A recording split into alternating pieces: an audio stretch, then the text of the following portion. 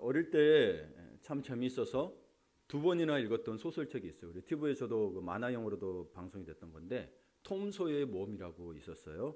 근데 이 책이 어떤 내용이냐면 1800년대 미국 미시시피 강, 이렇게 중부에 흐르는 강이 있거든요. 미시시피 강변에 사는 사람들의 이야기였습니다. 근데 주인공이 톰인데 톰이 제일 부러워하는 사람이 있었어요. 그 친구 이름이 허클베리 핀. 근데 왜 부러워하냐면 이 친구가 과학을 학요. 이게 무슨 의미냐면 고한대 왜 부러워하느냐? 학교 가라는 사람이 없어요. 학교 가라는 사람이 없어요. 실컷 해가 중천에 뜰 때까지 늘어지게 잡니다. 여러분 그러고 싶죠? 세수를 안 해도 뭐라는 사람이 없어요. 톰은 그게 그렇게 부러울 수가 없어요. 보통 집안에서 엄마들의 잔소리에 지겨워하잖아요. 보통이에요. 안 그런 데도 있겠지만 보통 그렇습니다. 쫓아다니면서 뭐라 그래요?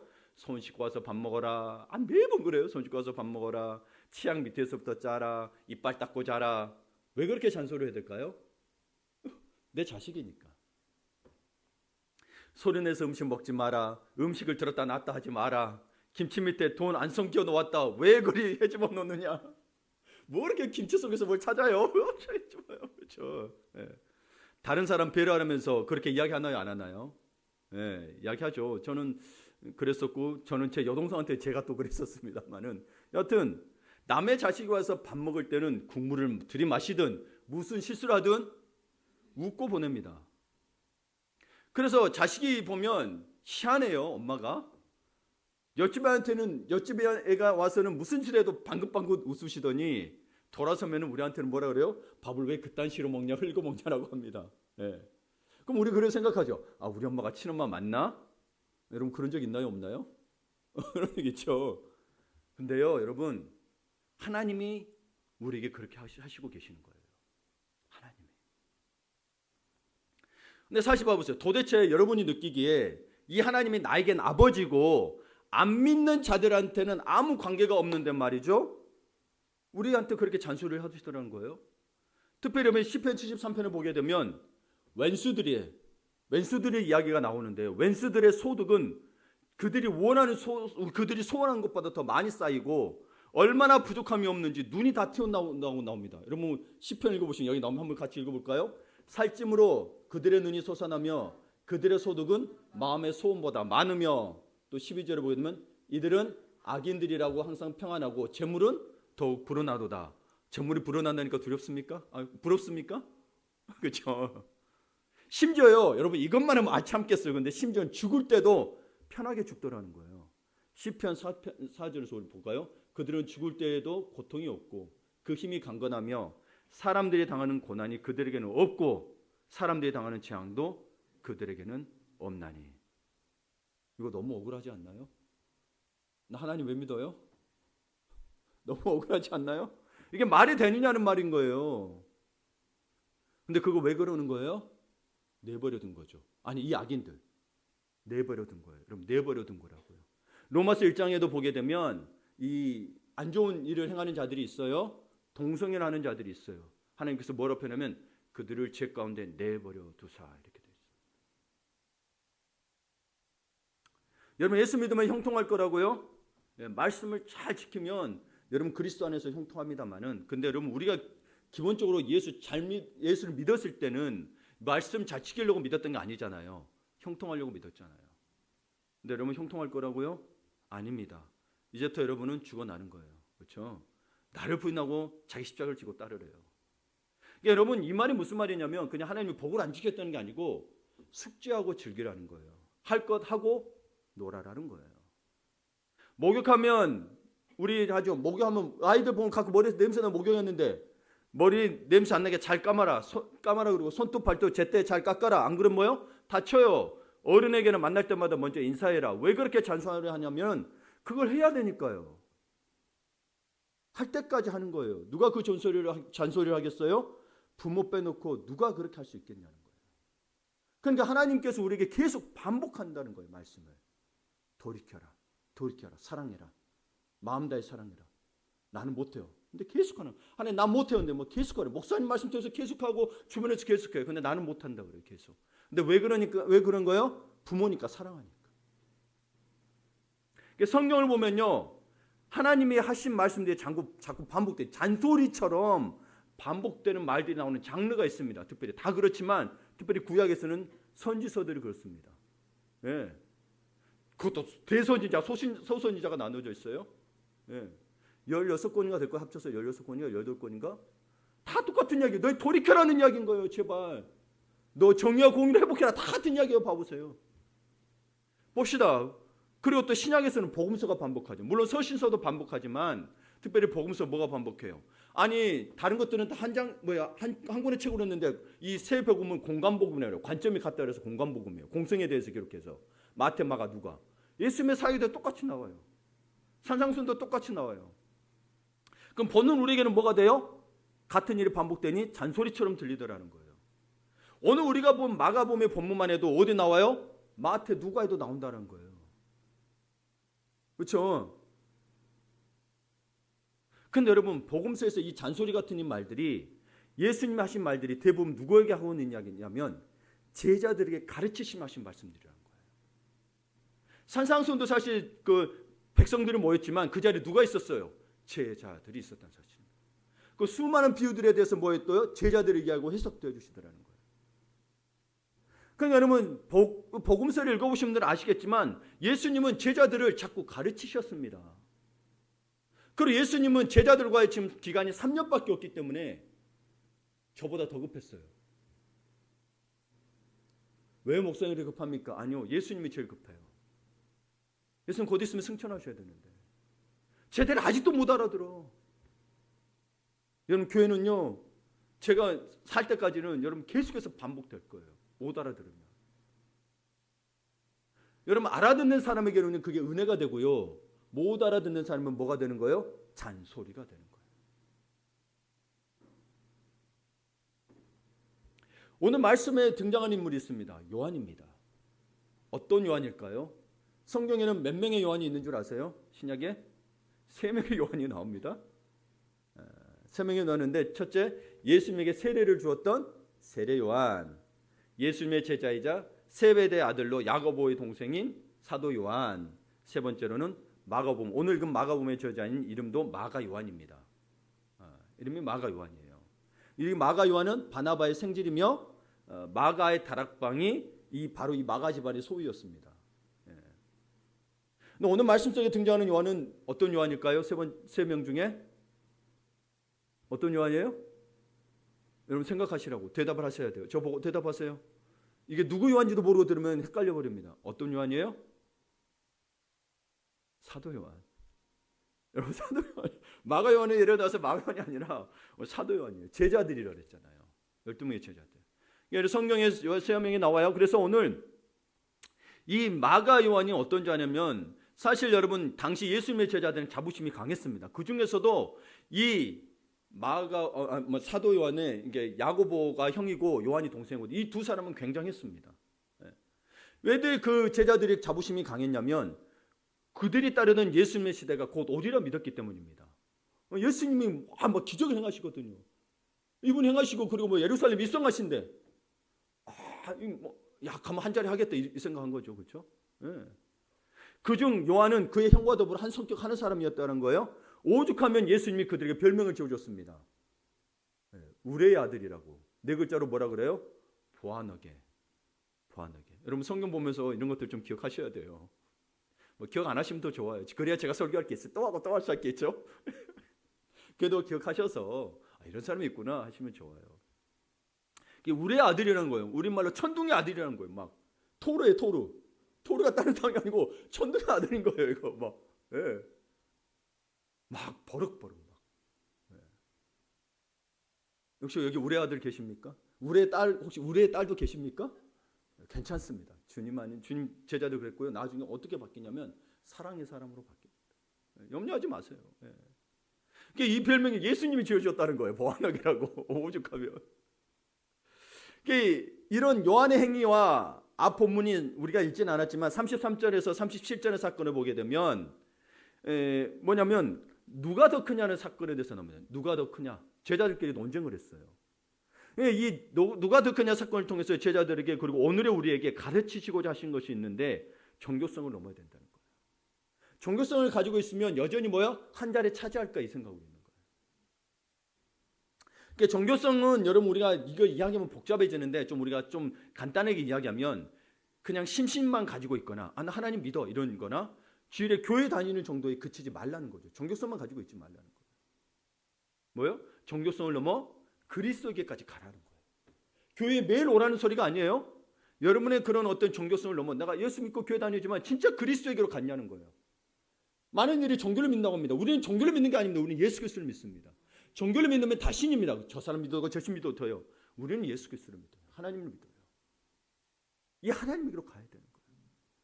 근데 많은 그리스도인들이 많은 교회 다니는 사람들이 종교성만 가지고 있다는 거예요. 첫 번째 그렇지 않으려면 그래서 그리스도에게로 가려면 종교성을 넘어 그리스도에게로 가려면 첫 번째 작은 자를 바라보는 시선을 가져야 합니다. 우리 아시겠지만 늘 뭐예요? 위에로 봅니다. 위에로 봐요. 저 사람만큼 살 수 있어. 나도 저기 사장만큼 살아야 되는데. 저 높은 건물 가져야 되는데. 건물주 다 되고 싶죠? 작은 건물 말고. 근데 오늘 이 요한이 보게 되면 이 사람이 위에만 바라보는 사람이었어요. 오늘 본문과 병행되는 누가복음을 보면 이 요한 형제의 성격이 더 드러나는데요. 덧보충인데 한번 누가복음 9장을 볼게요. 요한이 여짜오되 주여 어떤 사람이 주의 이름으로 귀신을 내쫓는 것을 우리가 보고 우리와 함께 따르지 아니함으로 금하였나이다.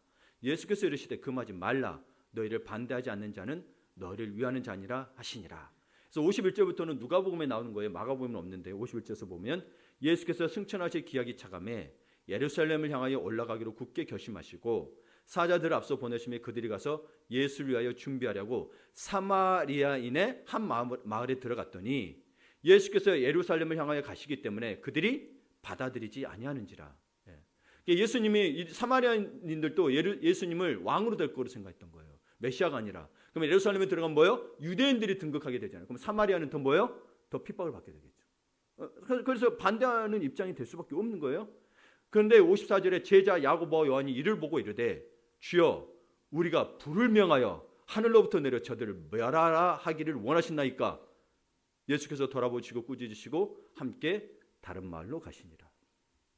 그러니까 사마리아 사람들 입장에서는 막을 수밖에 없었던 거예요. 예수님이 가신 길은 막아서니까 요한이 그들을 뭐요? 불로 멸하여 버릴까요? 물었던 거예요. 여러분 생각해 보세요. 보통 사람들 치고 그냥 저 사람 왜 그런데요? 참 우리가 착하지 않은 것도 이 정도 없는데 뭐요? 요한은 뭐라고 해요? 불로 한 마을을 다 멸해버리겠다는 거예요. 굉장히 뭐요? 불같은 사람이에요. 잔인할 수도 있어요. 이 말하는 거 보면. 네. 그래서 예수님이 꾸짖으시고 다른 말로 가버리십니다. 근데 여러분 성경을 보게 되면 이 꾸짖으시고 옆에 이하고 가로가 돼 있을 거예요. 이거 없으면 성경 바꾸셔야 돼요. 이거 쓰셔야 돼요. 그래 여러분 성경할 때 이해가 돼요. 그걸 보게 되면 여기 혹시 올려주셨는지 모르겠는데 보면 어떤 고대 사본에 보게 되면 55절 끝에 단말이 있다 그러시면서요. 이르시되 너희는 무슨 정신으로 말하는지 모르는구나. 인자는 사람의 생명을 멸망시키러 온 것이 아니요 구원하러 왔노라 하시고. 그렇죠? 예, 여러분 예수님이 야고보와 요한에게 뭐라고 꾸짖으셨다고요? 야, 너희가 무슨 정신으로 말하는지 모르겠다는 거예요. 너희 정신이 우리나라에 정신 있어 없어? 너 조금 더 이야기하면 너 미쳤구나 이런 뜻인 거예요. 예. 어떻게 사람을 죽이려고 하냐는 거예요. 그렇죠? 어느 정도로 야고보 요한이 여러분 성격 그런지 아시겠죠, 그렇죠? 그런데 여러분 이게 그냥 이제 우리가 말하는 그 정경으로 채택되지 않았는데 당시에는 인쇄술이 없다 보니까 베꼈으면서 누군가 예수님의 속마음을 기록해 놓은 거예요. 그러니까 이게 정말 예수님 하신 말씀이 아니다라는 거예요. 거기에 자기가 주석을 좀 달아놓은 거죠. 네, 그거를 밑에다가 써놓은 거예요. 네. 근데 해석에 일리가 있죠, 그렇죠? 네. 다시 마가복음으로 와서 보게 되면 요한이 사람의 행동을 금합니다. 귀신을 쫓아내는 사람, 주의 이름으로 귀신을 쫓아내는 사람의 행동을 금합니다.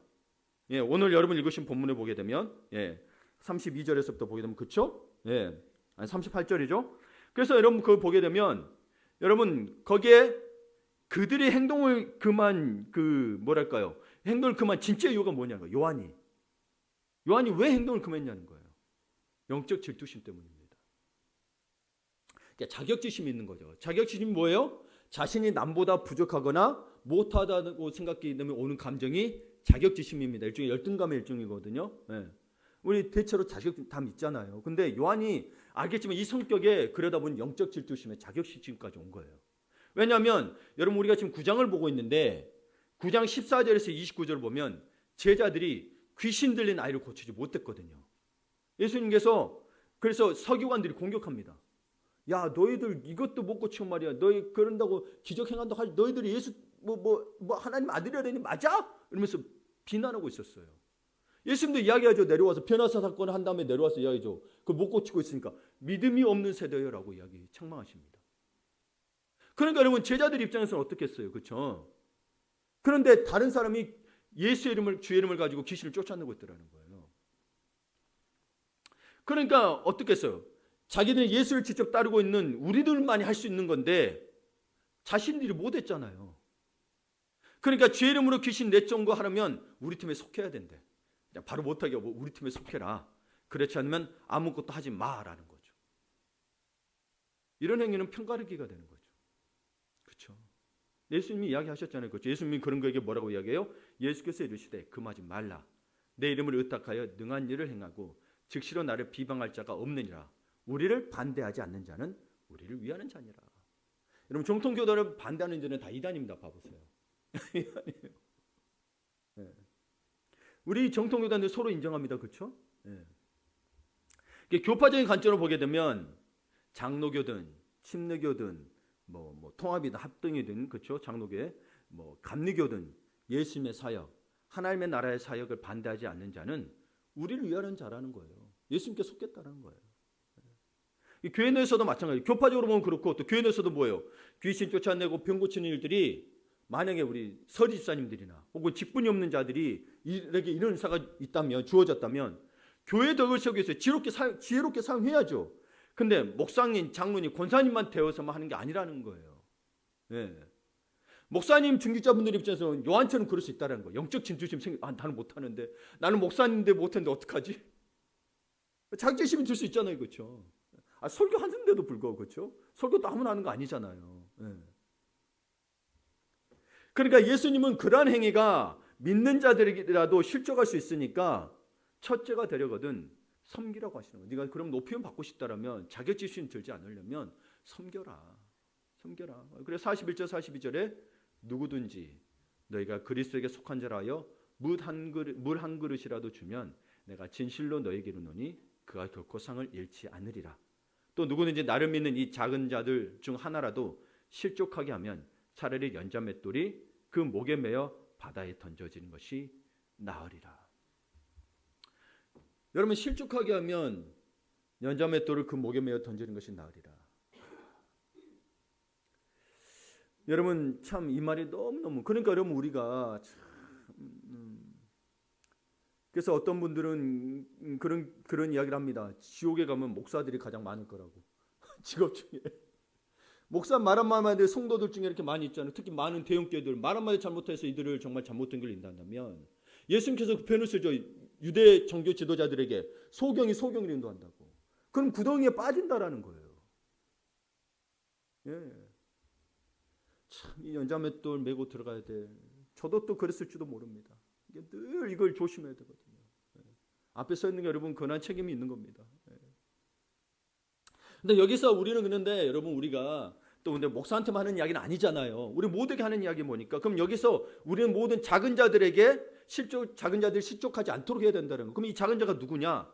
당시로 보게 되면 인간 취급을 받지 못했던 이방인, 여인, 어린아이를 뜻하는 상징적 표현입니다. 예. 그러니까 여러분 보시면 알겠지만 또 어린아이를 데려다 이 어린아이 섬기는 게 나를 섬기는 거요? 나를 섬기는 게 아버지를 섬기는 거라고 이야기합니다. 어린아이들 여러분 그 당시에 물건 취급당했고 아이들 여러분 대접 못 받았습니다. 호적에도 안 올라갔어요. 지금 편으로 호적에도 안 올렸어요. 여인도 물건이었어요. 예? 그렇죠? 여인도 물건이었어요. 뭐 그냥 남자들 나가서 전쟁에서 죽으면 어떻게 할 수가 없어요. 남자들 중심으로 돌아갈 수가 없었어요. 고대 사회는 전쟁이 자주 일어났고 이렇게 뭐랄까 그 부식적인 창과 칼로 했기 때문에 여러분 남자들이 엄청 죽어 나갔습니다. 예. 그러니까 남자들이 더 소중할 수밖에 없었고 남자 중심 사회가 될 수밖에 없어요. 군대가 있었기 때문에. 예. 하여튼 여러분 그래서 다른 것들 약한 존재들은 이렇게 인간 취급을 받지 못했어요. 그런데 예수님이 이 땅에 오셔서 그런 백성들이 오셨고 여인들도 만나셨고 심지어 창녀에게 가셔도 뭐요? 너가 다시는 그러지 말라면서 용서도 하십니다. 예, 그 돌 맞으랬던 여인이 창녀였거든요.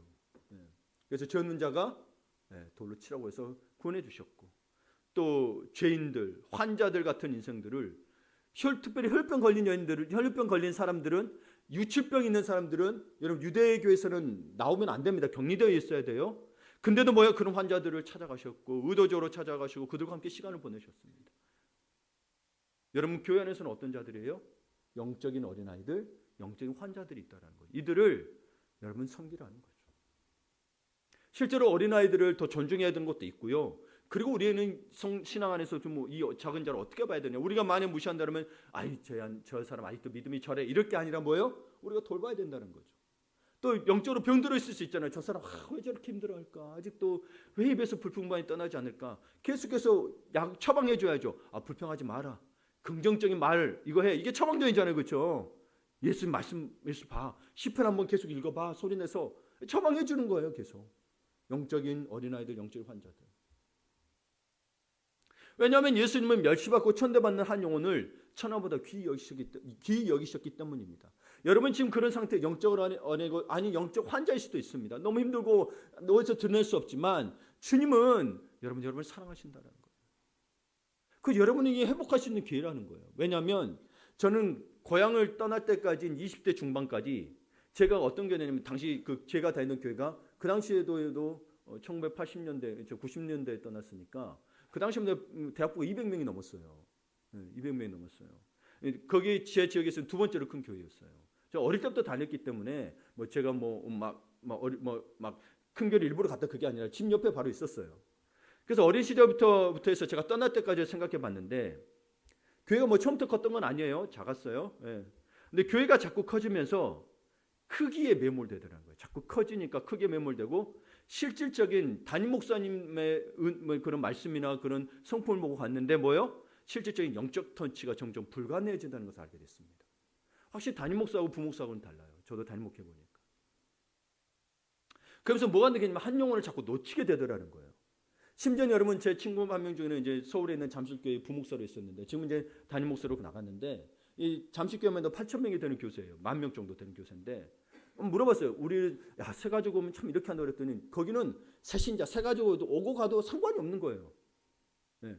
한 주에 많이 와. 그럼 많이 가. 왜냐면 지금 있는 성도만 돌보기도 벅차니까. 그런 이야기를 했어요. 여러분 그래서 생각해 보세요. 여러분이 터치를 받을 수 있고 회복할 수 있는 곳이 어디겠어요? 오히려 작은 곳이에요, 사실은. 그러니까 교회는 숫자 대결이 하는 것이 아닌데 어디를 가든 교회를 한다고 하면 꼭 물어보는 질문이 안 묻는 사람이 없는 것 같아요. 교인 수가 몇 명이냐고 꼭 물어봅니다. 작은 것의 아름다움, 작은 것의 위대함, 작은 것의 소중함을 배우고 발견한 것이 교회입니다. 여러분 아예 처음부터 큰 교회 가게 되면 이걸 모릅니다. 솔직한 말로 이야기합니다. 저도 여러분 나중에 서울에 와서 이렇게 교회를 정착하기까지 순복음교회도 가보고 사랑교회도 가보고 다 해봤어요. 이제 거기서 등록을 한 건 아닌데 누가 왔다 갔다 하든 신경 쓰는 사람은 없습니다. 그냥 내가 목사님 말씀 듣고 그냥 그러고 나서 한 줄 살면 땡이에요. 그럼 내가 변화되느냐? 안 변화되더라는 거예요. 그냥 예배에 대한 하나님 믿으니까 교회는 가지만 내 삶은 일주일의 삶은 뭐예요? 그냥 그렇고 그렇더라는 거예요. 주님 생각? 아니 주님 앞에 달라는 건 많지 정말 주님을 위한 건 아무것도 없었어요. 우리도 그렇잖아요. 지금도. 여러분 그래서 교회 안에서 공동체에서 속해서 하지 않으면 주님 앞에 개인적으로 달라는 건 많지 다른 사람 생각지도 않습니다. 서로 사랑하는 말 지켜내지 못합니다. 그러니까 예수님의 말씀을 통해서 작은 것을 귀하게 여기고 아름답게 여기는 하나님의 시선을 회복해야 된다는 거예요. 우리 특히 마가복음이 그렇잖아요. 여러분 왜 거라사 지역까지 갔냐고. 거기에 군대 계신 분이 이제 한 명 때문에 갔다니까요. 물론 마태복음은 2명으로 나오긴 하지만 마가복음으로 놓고 봤을 때 1명으로. 그래 그거 하고 와요. 그 험한 데를 갔다가 이방인 지역인데. 여러분 교회는 단체가 아니라 전체입니다. 단체가 아니라 전체예요. 전체가 하나지 단체는 여러분 여러 개 나뉠 수 있다는 거예요. 단체란 뭐예요? 모인 이들의 어떤 목적에 의해서 모인 거예요. 이익을 도모하기 위한 게 단체인 거예요. 내가 거기에 이익이 안 되면 속할 필요가 없는 거죠. 여러분, 교회는 왜 전체라고 이야기하냐면 작은 것을 귀히 여기는 그리스도의 용서와 포용과 겸손을 배우는 거거든요. 이것도 헌금 내면서 여러분이. 그런 거예요, 여러분. 그런데 그것이 그리스도의 겸손과 포용과 사랑을 배우고 겸손을 배우는 것이, 그것이 바로 교회가 단체로 전락하지 않는 유일한 방법이라는 거예요. 안 그러면 여러분 저기 정당처럼 돼버려요. 자기들 이익만을 도모하자는 바보세요. 자기들 잘못한 거 없어요? 근데 맨 다른 사람만 까잖아요. 근데 교회는 뭐예요? 정화정에서 우리가부터 잘못했다. 우리부터 잘못했다 그러잖아요. 우리가 더 하나님 섬기지 못했다. 우리가 더 사랑하지 못했다. 그렇잖아요, 바보세요. 네. 정말 교회가 그렇게 우리 이익만 도모하게 따지게 되면요, 우리 교회는 그나마 깨끗해 이래버리면 여러분 정당과 뭐가 다르냐는 거예요. 여러분, 그렇게 불같은 성경의 소유자로 질투심에 입사해 편가르기를 했던 요한이 훗날 어떤 인생으로 변하는 줄 아십니까? 요한의 별명이, 사도 요한의 별명이 나중에 별명이 뭐가 돼요? 무슨 사도? 사랑의 사도가 돼요. 사랑의 사도가 됩니다. 사랑의 사도가 돼서 요한복음, 요한서시서, 요한계시록, 사랑이라는 단어를 제일 많이 씁니다. 그 저자로 쓰임받아요. 그러니까 여러분, 내가 관어계 같은 사람, 의뢰 같은 사람이라도 저도 의뢰 같은 사람이에요. 여러분만 그런 건 아니에요. 근데 뭐요? 주님을 진짜 만나니까 받고 가더라는 거예요. 근데 성경만 불같았냐? 그게 아니라 권세욕도 있었잖아요. 요한 봐보세요. 권세욕, 우리 한 자리 차지할까? 이렇게 누가 그냥 싸우고 있었거든요. 그런데 권세욕이 있고 우레 같던 성격이 사랑이라는 소금으로 가득하게 된 거예요. 그래서 요한일서 3장 16절에서 보게 되면 이런 말을 씁니다. 그가 우리를 위하여 목숨을 버리셨으니 우리가 이로써 사랑을 알고 우리도 형제들을 위하여 목숨을 버리는 것이 마땅하니라. 아니, 형제들 밟고 일어서려고 했던 사람이 뭐예요? 형제들을 위해서 목숨을 버리겠다고 하는 거예요. 그럼 17절에 누가 이 세상의 재물을 가지고 형제의 궁핍함을 보고도 도와줄 마음을 닫으면 하나님의 사랑이 어찌 그 속에 거하겠느냐. 그전에는 자기 것, 우리만 물질 쓰면 됐는데 뭐요? 이제 베풀고 살더라는 거예요. 18절에 자녀들아, 우리가 말과 혀로만 사랑하지 말고 행함과 진실함으로 하자. 그렇죠? 말과 혀로만 하지 말라고. 그래서 여러분, 제가 홀로서기라는 시편이 있어요. 서정윤 시인데 그 시편 중에 그런 편이 있어요. 사랑은 뭐냐면 행동으로 말할 수 있을 때까지 나는 사랑하리라, 이렇게 표현이 있어요. 말하지 않고 사랑해, 행동을 할 때까지. 참 이 사람이 크리스찬인가 싶기도 하고, 그 편 쓰게 되면. 근데 여러분, 우리가 이렇게 못할지라도 아직 여러분 절망하지 마시라는 거예요. 요한도 그랬으니 우리도 지금 모두 변화하는 과정 중에 있다라는 거예요. 이게 포기하지 말라는 거예요. 나 이대로 멈춰주세요, 그러지 말하지 마시라는 거예요. 나 이것만 해도 지쳤어요, 그러지 마시라는 거예요. 여러분, 그 시대는 핍박도 받았어요, 그렇죠? 제발 주님 닮는 사람이 되자는 거예요. 종교성을 넘어서 정말 그리스도로 나가는, 나 그냥 조금 어느 정도 착해라는 어느 종교성 말고 정말 그리스도를 닮는, 요한이 그 우레아 같던 사람이 뭐예요? 사랑의 사도가 되는, 나도 변화가 되는, 그게 새 사람 입은 사람의 역사라는 거예요. 그 구원받는 자의 능력이라는 거예요. 그게 구원이 능력이 없는 게 아니라요, 구원받은 자의 능력이 그렇다라는 거예요, 여러분. 근데 내게 그게 없다는 건 뭐예요? 구원받으면 확신이 정말 있냐는 거예요. 정말 예수를 정말 하나님으로 믿냐는 거예요. 안 믿으니까 순종을 안 한다라는 거죠. 안 믿으니까 자꾸 내 마음대로 하려는 거죠. 그분을, 예수는 알아. 예수를 하나님으로 인정을 안 하는 거예요. 하나님은 뭐, 여러분 진짜 하나님이 이렇게 나타났다 그러면 여러분 뭐 갖다 바치면 다 갖다 바치겠죠, 그렇죠? 안 그러겠어요? 진짜 갑자기 하늘에서 막 우레 같은 소리 들으면서. 근데 그러지 않으니까. 근데 그렇게 해도 안 바칠 사람 안 바치겠지만, 여러분 생각해 보세요. 꿈만 그런 꿈 꿔도 갖다 바치는 판국에, 그렇잖아요. 진짜 하나님으로 인정하라는 거예요. 그래야 순종이 됩니다. 안 그러면 뭐요? 내버려 두세요. 그냥 부모예요, 부모. 내 자식이고 나는 내가 하고 싶은데 좀 내버려 두세요, 이거예요. 정교성을 넘어 그리스도로 가는 두 번째는 정결함을 구해야 합니다. 오늘 본문에 오면 여러 가지 방법이 있어요. 오늘 본문을 두고 이야기하는 거예요. 정결함을 구해야 합니다. 예수님에 따르는 제자들, 현재는 우리 교회 내 신자들이죠. 제자들은 구원의 참 의미를 온전히 이해하지 못했습니다. 예수님의 제자로 산다고는 하지만, 예수님을 믿는다고는 하지만 주님을 따르는 게 무엇인지, 또 그 대가가 어떤 것인지에 대해 그들은 너무나 가난한 시각을 갖고 있었습니다.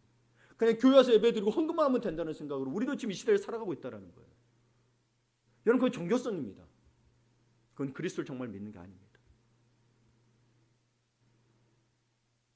주님은 그런 제자들을 매우 안타깝게 여기셨고, 그래서 어찌 보면 과장되리만큼 거칠고도 직설적인 어투로 말씀을 하세요. 43절에서 47절, 이건 같이 읽어보겠습니다. 자, 시작. 만일 내 손이 너를 범죄하게 하거든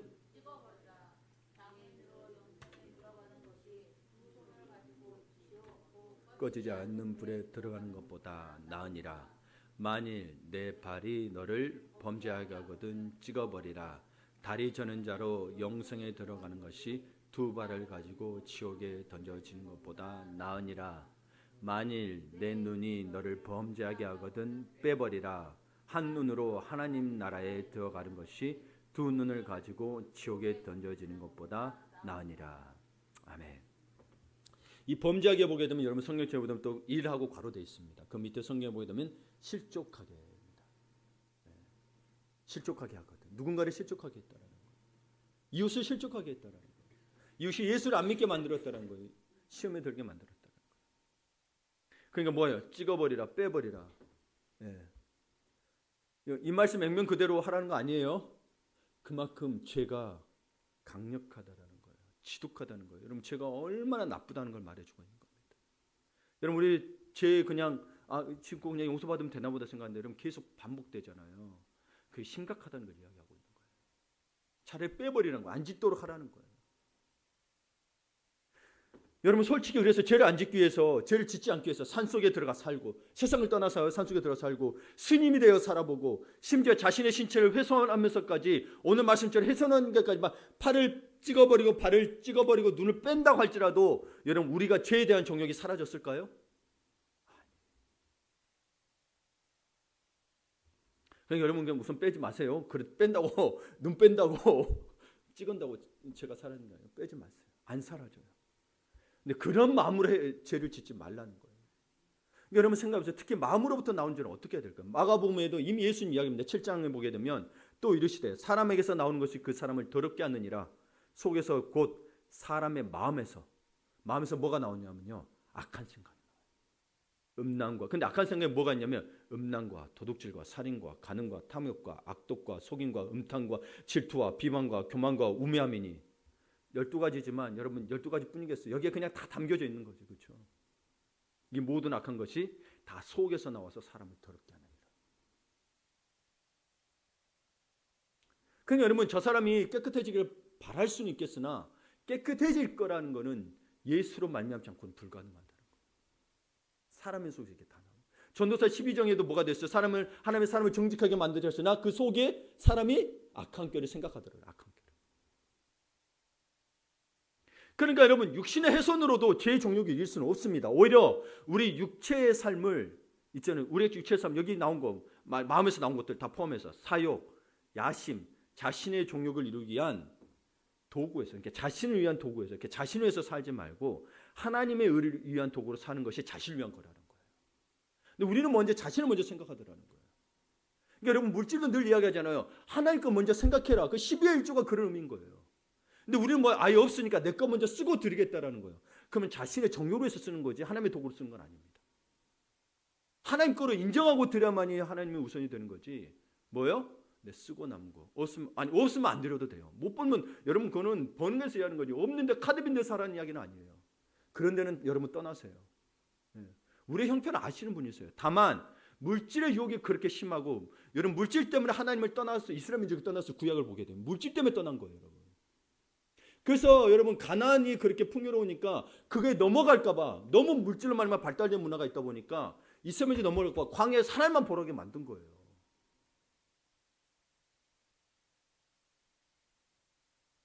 하나님 물질 안 주시겠다는 게 아니라, 그러니까 이스라엘 민족이 근데 그게 넘어가 버는 거예요. 풍요 때문에. 근데 돈 많은 국가들이 사실 뭐래서 군대도 만들고 하는 거잖아요. 그렇잖아요.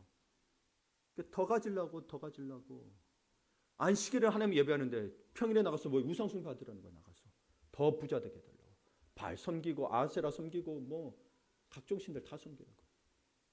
그들이 행하는 나쁜 짓들, 음탕한 짓들 다 하더라는 거예요. 우리가 그렇게 양다리 거치고 살아가고 있다는 거예요.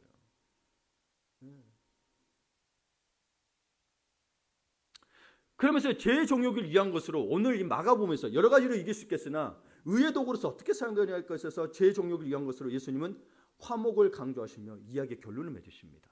50절을 보게 되면 같이 읽겠습니다. 소금은 좋은 것이로되 만일 소금이 그 맛을 잃으면 무엇으로 이를 짜게 하리요? 너희 속에 소금을 두고 서로 화목하라 하시니라. 아멘. 찍어버리라, 빼버리라 등의 극단적인 표현을 하시다가 갑자기 화목하라고 결론을 맺으신 이유는 무엇일까요?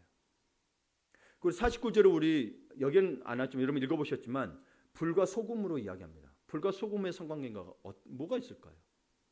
근데 먼저 여러분 이 이야기가 나오는 화목하라 그리고 소금에 나오는 배경이 있습니다. 34절을 보게 되면 이런 겁니다. 아까 이야기했지만 가버나움에 이르러 집에 계실세 제자들에게 물으시니 너희가 길에서 서로 토라는 것이 무엇이냐 하시되 그들이 잠잠하니 이는 길에서 서로 누가 크냐 하고 쟁론하였습니다. 교회도 그죠. 교회도 누가 더 크냐. 숫자 물어보는 건 결국 크기에 대한 이야기거든요. 그렇죠. 구원에 대한 이야기가 아니에요. 현대교회가 그렇습니다. 종교성만 가지고 있다는 거예요. 예수를 닮음이 없어요. 지금 제자들은 누가 더 크냐고 하며 자기 의를 예수님 앞에 드러내고 있습니다. 우리 목회자들로 따지면 노예 가서 어느 교회가 더 크냐 이거 따지고 있는 것 같습니다. 이처럼 알게 모르게 끊임없이 자신의 의로움을 드러내는 인간의 본성을 교만이라고 합니다. 그러나 예수님이 말씀하신 복음에는 차별이 없고 자랑할 것이 아무것도 없습니다. 우리가 자랑할 게 아무것도 없어요. 그것이 십자가의 법칙이고 믿음의 법칙입니다. 그런데 자꾸 우리는 율법의 법칙, 조직의 법칙에 익숙해진 채 그것을 잊어버린다는 거예요. 그런 일들이 신앙 공동체인 교회 안에서도 얼마든지 일어날 수 있다는 거예요. 그러나 잊지 마십시오.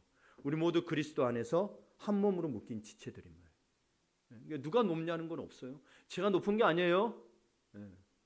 늘 이야기합니다. 저도 주님 앞에는 다 여러분 똑같습니다. 지체인 거지. 그러므로 여러분 우리는 크기가 아닌 정결함을 구해야 합니다. 그래서 48절 49절을 세 번으로 보게 되면 이렇게 표현합니다. 지옥에서는 그들을 파먹은 구더기들도 죽지 않고 불도 꺼지지 않는다. 모든 사람이 다 소금에 절이듯 불에 절여질 것이다. 49절에 보이는 모든 사람이 다 소금에 절이듯 불에 절여질 것이다. 이 세상에 소금에 여러분 절이잖아요. 썩지 않도록.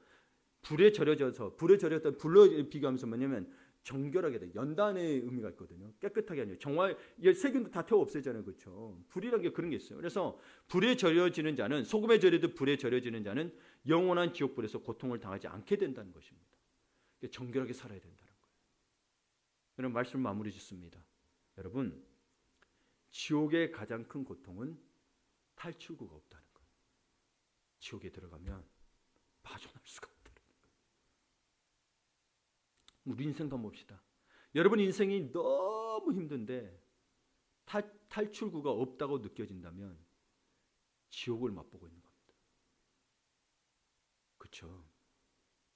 탈출구가 없잖아요. 이 고통이 끝이 없잖아요. 근데 세상을 보면 탈출구가 있던가요? 없죠. 주님을 봐야 탈출구가 있죠. 네. 여러분 그 지옥은 어떤 것이냐면 신체가 부패되어 생기는 구더기도 죽지 않고 사람을 극도로 고통스럽게 만드는 불도 꺼지지 않는다는 거. 근데 안 죽어. 근데 여러분 지옥을 맛보는 이유가 뭐 때문이에요? 죄 때문에. 그래서 여러분 빼버리라, 찍어버리라 이야기하는 거예요. 차라리 지옥에 안 가는 게 낫다라는 거예요. 근데 우리는 죄에 대해서 강력하게 한 어떤 회개나 죄 이렇게 뭐랄까 그런 마음이 없습니다. 봐보세요. 그냥 살자 이렇게. 여러분 근데 제가 곰곰이 생각해보니까 죄가 강력한 이유는 죄 자체가 강력한 건 아니에요. 사실은 우리가 멀리 하면 알 수 있어요. 근데 죄가 자체가 강력하다기보다 그 끈질김 때문인 거예요. 우리 한 번, 두 번 쳐낼 수 있잖아요. 근데 계속 오면 어느새 한 번 해볼까? 한 번도 경험 안 해봤는데 넘어가더라는 거예요. 또 한 번 그 죄를 맛봤어. 근데 계속 욕해. 그러면 또 넘어가더라는 거예요. 마치 마약 같더라는 거예요. 담배 같더라는 거예요. 끈질겨요. 끈질겨. 그래서 여러분 우리 신앙도 끈질기고 인내해야 되는 거예요. 죄와의 싸움이잖아요. 우리 신앙은. 죄와의 싸움이에요. 여러분 이 세상에서 공부 잘해서 이야 성공해야지 이게 아니고 그거는 누구나 그냥 뭐 하고 싶은 상황 마음심 많은 건데 여러분 우린 죄와의 싸움이잖아요. 그렇죠? 또한 죄는 파급력이 큽니다. 죄 때문에 우리 안에 뭘 잃어버리냐면 소금맛을 잃어버려요. 소금맛이 뭐예요? 정결한 거룩함을 잃어버려요. 죄 때문에. 그래서 그 맛을 잃어버리면 거룩하지 못하고 정결하지 못하면 오늘 본문을 오게 되면 서로 50절을 보니까 화목하지 못하더라는 거예요. 화목하지 못하더라는 거예요. 나는 착했어. 나는 의로워. 아니요. 죄 문제 해결하지 않으면 의로운 게 아니라니까요. 내가 세상에서 죄를 짓지 않고 법을 어기지 않았다고 해서 죄가 없는 게 아니고 주 예수 보혈로 깨끗함을 받지 않으면 여러분 우리는 정결하지 못한 거예요. 그럼 화목하지 못한다는 거예요. 화목하지 못하면 뭐가 일어날 거예요? 늘 다툼이 일어납니다. 끝이 보이지 않는 다툼인 거예요. 그러므로 크기의 싸움, 비교의 논쟁. 크기는 결국 비교잖아요. 작냐 크냐. 비교의 논쟁은 내려놓고 정결함을 구하십시오. 한국교도 그래야 돼요. 정말 여러분 노예 가고 가도 목사님도 물어요. 몇 명이냐. 그러면 여러분 벌써 대화가 다릅니다. 큰 게 목사님들은 차부터 이번에 차를 뭐로 바꿀까 이건데 우리는 그러고 보면 할 건 없잖아요. 그렇죠? 이거 어떻게 하면 한 명 더 올까 이건 건데. 완전 달라요, 여러분. 그리고 여러분 나이가 적든 뭐든 간에 뭐 세스를 받든 뭐든 간에 교회가 크다. 그럼 상전 대접 받아요. 정말이에요, 여러분.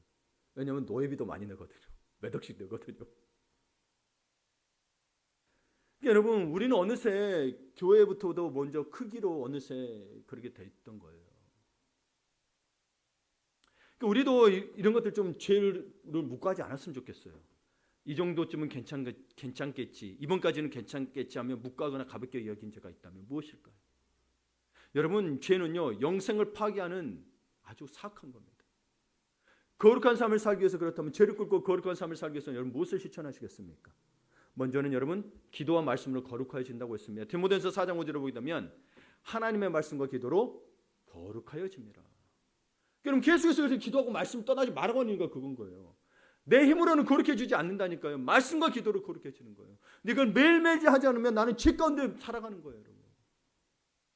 정화되지가 않아요. 내가 착한 마음 갖는 데서 정화된 게 아니고 예수 그리스도의 보혈만으로 정화되는 건데 이 거룩하져야 그래야 화목하라는 주님의 엄중한 명령 앞에 순종할 수 있습니다. 아멘. 여러분 화목하기를 원하시죠, 그렇죠? 누가 다투고 싶겠어요? 오늘 또 여러분 화목의 복을 누리시는. 그래서 마음에 소금을 두라고 되어 있죠. 소금을 둬서 화목하는 귀한 인생 되시기를 바랍니다.